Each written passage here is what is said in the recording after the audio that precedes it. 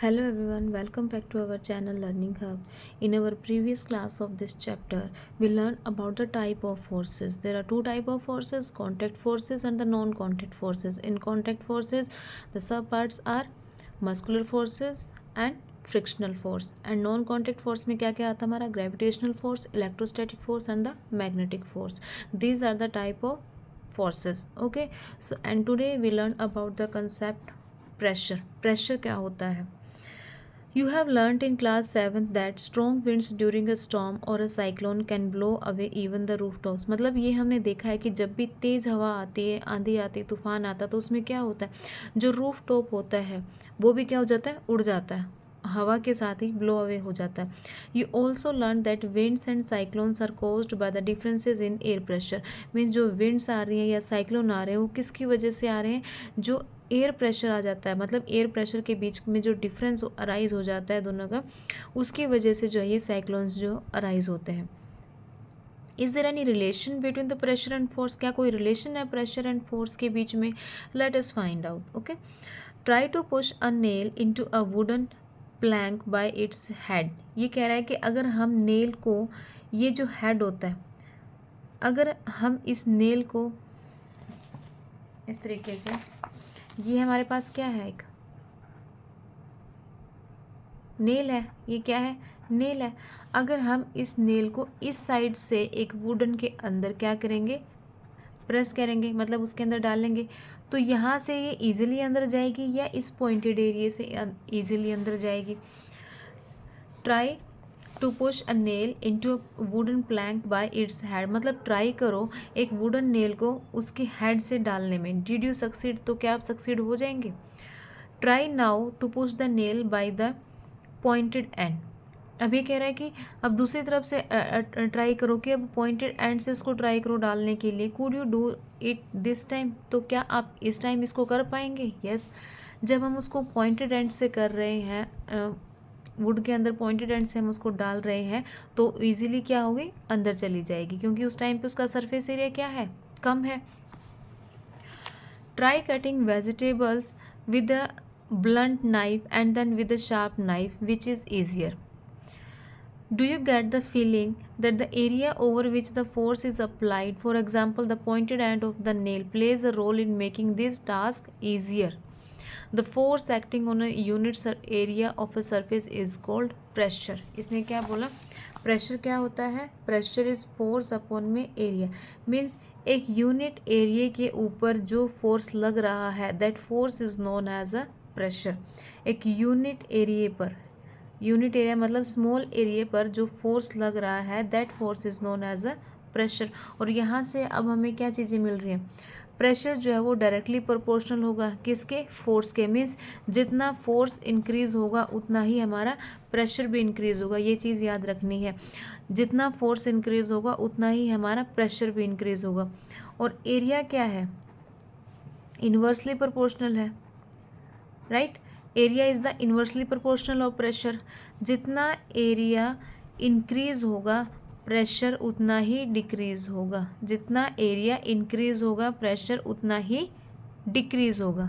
क्या होगा, जितना एरिया इंक्रीज होगा प्रेशर उतना ही डिक्रीज होगा. ये कंसेप्ट हमें याद रखनी है. And this is the formula of pressure. और प्रेशर की यूनिट क्या होगी, जो एसआई यूनिट है वो क्या होती है, pascal. Pascal is the SI unit of pressure. And what is the relation between force and pressure? Pressure is equal to force upon unit area. Means the force acting on a unit area is known as a pressure. Force is directly proportional to pressure. जितना force increase होगा उतना ही pressure भी increase होगा. Area is inversely proportional to pressure. जितना area increase होगा उतना ही प्रेशर क्या हो जाएगा, डिक्रीज हो जाएगा. ये चीज़ें हमें याद रखनी और इसी से हमारे जो कंसेप्ट है वो क्लियर होते जाएंगे आगे, right. At this stage, we consider only those forces which act perpendicular to the surface on which the pressure is to be computed. मतलब इस स्टेज पे हम सिर्फ उन्हीं फोर्स को कंसिडर करेंगे. I now understand why potters place a round piece of cloth on their head when they have to carry heavy loads. मतलब वो एक नीचे जो है वो अपने हेड के ऊपर एक राउंड पीस किस लिए रखते हैं, जब वो एक हैवी लोड को उठाते हैं। By doing this they increase the area of contact of the load with their head. मतलब जितना ज़्यादा एरिया होगा उतना ही प्रेशर क्या लगेगा, कम लगेगा। ये क्या है, सिर है। अब इस पे जब हम कुछ रखेंगे, अब मैंने इसके ऊपर बॉक्स रखा है तो कांटेक्ट में तो सिर्फ इतना ही आया ना, मतलब सरफेस एरिया कम है। अगर सरफेस एरिया कम है तो हमारा प्रेशर क्या हो जाएगा, ज़्यादा होगा, क्योंकि क्या होते हैं ये इन्वर्सली प्रोपोर्शनल होते हैं। जितना एरिया कम है उतना प्रेशर ज़्यादा लगेगा। तो उसने क्या किया, पोर्टर क्या करता है कि वो एक राउंड पीस बना लेता है। जैसे राउंड पीस बनाता है तो वो अपने पूरे हेड को कवर कर लेता है ऊपर से, ऊपर सरफेस को, और उस कवर के ऊपर अब वो क्या रखता है, हैवी लोड को रखता है। राइट। अब हमारा एरिया क्या हो गया, एरिया क्या हो गया, इंक्रीज हो गया। अब एरिया इंक्रीज होगा तो प्रेशर क्या हो जाएगा, इसके ऊपर डिक्रीज हो जाएगा। राइट। और वो इजीली उस सामान को कैरी कर सकता है। क्लियर हुआ। अब हमने इस फॉर्मूला का यहाँ पे यूज़ किया है कि कैसे इन्वर्सली प्रोपोर्शनल जो है वो वर्कआउट करता है।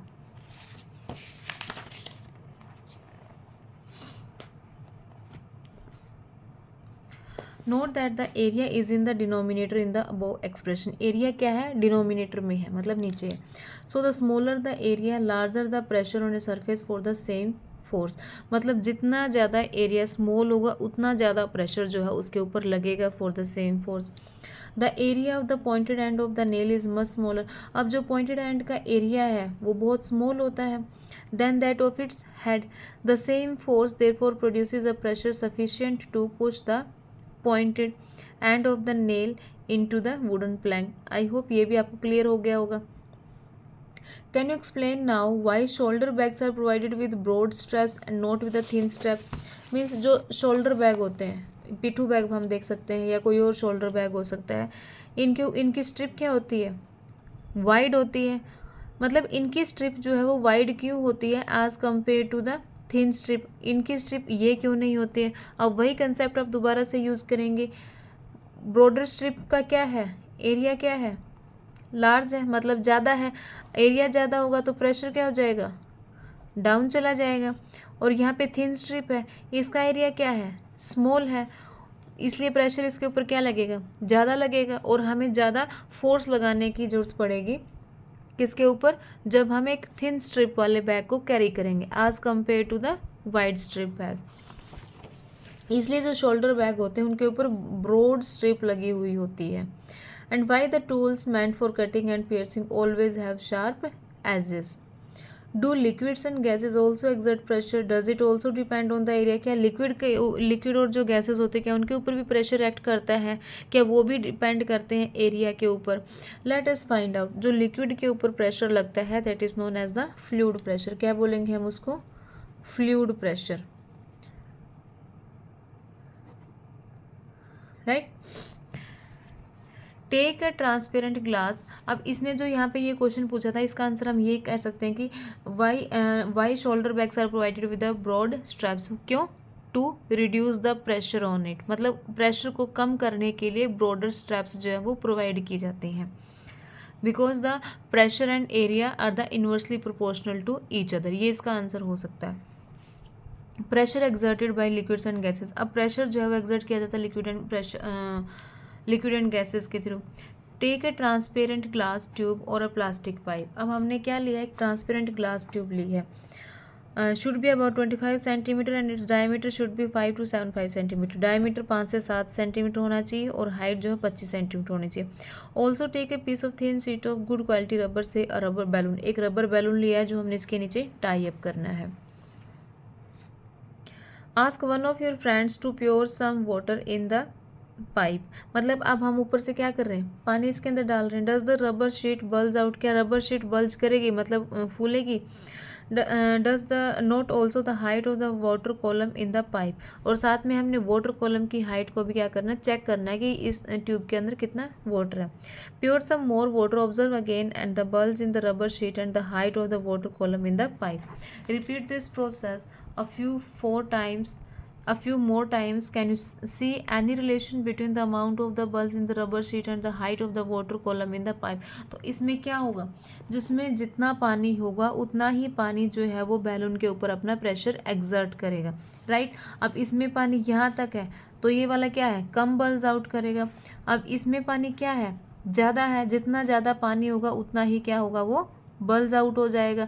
तो यहाँ से हमें क्या पता चल रहा है कि जो वाटर है कॉलम के अंदर वो भी क्या कर रहा है, प्रेशर एक्सर्ट कर रहा है, and that pressure is known as the fluid pressure. That pressure is known as the fluid pressure. जितना वाटर होगा उतना ही ज़्यादा क्या करेगा, वो वाटर उतना ही ज़्यादा जो है वो प्रेशर एक्सर्ट करेगा, right? Now move to the next activity, that is activity 11.9. Take a plastic bottle. This is the plastic bottle. You can take a discarded water or soft drink bottle. Discarded मतलब जो फेंकने वाली है. Fix a cylindrical glass tube. एक cylindrical glass tube उसके साथ हमने fix किया है. A few centimeter long near its bottom as shown in figure. You can do so by slightly heating one end of the glass tube and then quickly inserting it near the bottom of the bottle. ठीक है, हमने ये setup करना है इसका। Make sure that a water doesn't leak from the joint, मतलब joint से water leak नहीं होना चाहिए। If there is any leakage seal it molten wax. Cover the mouth of the glass too with thin rubber sheet as did in activity. Now fill the bottle up to half with water. हमने क्या किया, अब उसको half भर दिया water के साथ। What do you observe, why does the rubber sheet fix to the glass tube bulge this time? Pour some more water in the bottle. Is there any changes in the bulge of the rubber sheet? अब हम जितना ज़्यादा इसके अंदर पानी डालते जाएंगे उतना ही ज़्यादा जो है ये क्या होगी, बल्ज आउट होगी। वाई? क्योंकि वाटर क्या कर रहा है, प्रेशर एक्सर्ट कर रहा है। A liquid exert pressure on the walls of the container. अब ये जो वाटर है ये किसके ऊपर, वॉल्स ऑफ द कंटेनर, इनके ऊपर जो है वो प्रेशर एक्सर्ट कर रहा है, और ये प्रेशर जब यहाँ से मूव करेगा तो ये क्या करेगा, बल्ज आउट होना स्टार्ट हो जाएगा, मतलब इसका जो वॉल्यूम है वो इंक्रीज हो जाएगा। और यहीं से हमें पता चलता है कि जो लिक्विड है, जो गैस है, वो भी क्या करती है, प्रेशर एक्सर्ट करती है। Note that the rubber sheet has been fixed on the side of the container, not at the bottom, मतलब साइड में फिक्स करनी है, बॉटम पर नहीं करनी है। Does the bulging of the rubber sheet in this case indicate that water exert pressure on the sides of the container. अब पहले वाले में हमने क्या देखा था, हमने नीचे टाई अप किया था तो ऊपर से प्रेशर गिर रहा है, ठीक है, तो हमने पहले देखा कि ऊपर से जो वाटर है वो प्रेशर डाल रहा है। अब इसमें हम क्या चेक कर रहे हैं कि जो प्रेशर है वो वॉल्स के ऊपर भी लग रहा है, ठीक है, क्योंकि कंटेनर की वॉल पे जब प्रेशर लगेगा तभी तो वो बल्ज आउट करेगा। ओके, सो यहाँ से हमें पता चल रहा है कि जो लिक्विड है वो also exert the pressure on the walls of container. Now move to the activity 11.10. Take an empty plastic bottle or a cylindrical container. Again, take a plastic bottle. You can take a used tin can or a used plastic bottle. Drill 4 holes. अब इसमें हमने क्या किए, 4 holes किए हैं all around near the bottom of the bottle. Make sure that holes are at the same height of the bottom. मतलब holes जो है वो same height पर होने चाहिए. Now fill the bottle with water. What do you observe? Do the different streams of water coming out of the hole fall at the same distance from the bottle? What does this indicate? Liquid exert equal pressure at the same depth. अब इसने ये इसलिए बोला है कि जब हम इसके अंदर होल कर रहे हैं तो वो सेम हाइट पर होने चाहिए। क्या होना चाहिए, सेम हाइट पर होल जो है वो होना चाहिए।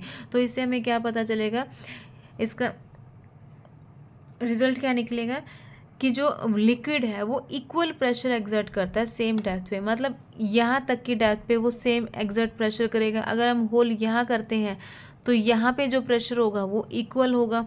अगर हमारा होल यहाँ है तो यहाँ का जो प्रेशर है वो लिक्विड इक्वल एक्सर्ट करता है, मतलब डेप्थ पे ऊपर चाहे कितनी भी डेप्थ हो, सेम डेप्थ पे इक्वल प्रेशर एक्सर्ट करता है liquid. Okay, can you now say that liquid exert pressure on the walls of the container. क्या आप अब ये कह सकते हैं कि लिक्विड जो है वो प्रेशर एक्सर्ट करता है? Yes, liquid exert pressure on the walls of container. Do gases also exert pressure? क्या गैसेज भी प्रेशर एक्सर्ट करती हैं? Yes. Do they also exert pressure on the walls of their container? Late us find out. चलो भाई इसको भी देख लेते हैं अभी। When you inflate a balloon, why do you have to close its mouth? मतलब जब हम एक बैलून को इन्फ्लेट करते हैं तो हम उसका माउथ क्यों क्लोज कर देते हैं? अगर माउथ क्लोज नहीं करेंगे तो गैस सारी बाहर आ जाएगी। What happens when you open the mouth? और क्या होगा जब आप उसके माउथ, इन्फ्लेटेड बैलून के माउथ को क्या करेंगे, ओपन करेंगे? Suppose you have a balloon which has holes, means suppose करते हैं कि हमारे पास एक बैलून है और जिसमें होल बना हुआ है। Be able to inflate it, क्या वो इन्फ्लेट होगा, मतलब क्या वो बल्ज करेगा। Why can we say that air exert pressure in all the direction, क्योंकि एयर जो है वो सभी डायरेक्शन में अपना प्रेशर जो है वो एक्सर्ट करती है। अगर एक भी होल हो जाता है बैलून के अंदर तो वो क्या करेगा, इन्फ्लेट नहीं होगा, क्योंकि उसमें से गैस क्या हो रही है, लीक हो रही है, और जब तक गैस लीक होगी प्रेशर जो है वो अच्छे से एक्सर्ट नहीं हो पाएगा। Do you recall what happens to the air in the bicycle tube when it has a puncture, जब पंचर हो जाता है तो सारी गैस जो है वो निकल जाती है। Do this observation suggest that air exert pressure on the inner walls of inflated balloon और a tube, so we find that gases to exert pressure on the walls of their container, मतलब गैसेज भी liquid तो करती ही हैं, वैसे ही gases भी जो है वो प्रेशर एक्सर्ट करती हैं। Now the next is the atmospheric pressure. What do you mean by atmospheric pressure, means हमारे अराउंड जो भी एयर है वो एयर जो प्रेशर एक्सर्ट करती है, that pressure is known as the atmospheric pressure. Means हमारे इन्वायरमेंट में जो एयर प्रेजेंट है, हमारे सराउंडिंग्स में जो एयर प्रेजेंट है, उस एयर की प्रेशर की वजह से, उस एयर से जो प्रेशर एक्सर्ट हो रहा है वो क्या होगा, हमारा atmospheric pressure. So let's read. You know that there is a air all around us. This envelope of air is known as the atmosphere. मतलब ये जो envelope है एयर का, उसको हम क्या बोलेंगे, एटमोसफेयर बोलेंगे। The atmospheric air extends up to many kilometres above the surface of the earth. The pressure exerted by this air, the pressure, अब ये जो एयर हमारे एटमोसफेयर के अंदर प्रेजेंट है, अब ये एयर जो प्रेशर लगाएगी वो प्रेशर क्या होगा, हमारा एटमोस्फेरिक प्रेशर।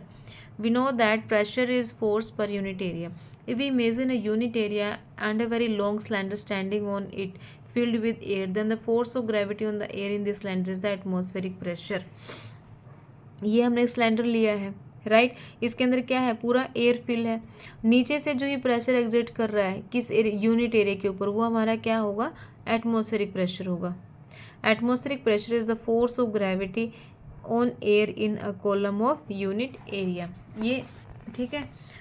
अब इसमें एक एक्टिविटी भी गिवन है, activity 11.11। Take a good quality rubber sucker, जो एक रबर सकर आते हैं, ठीक है।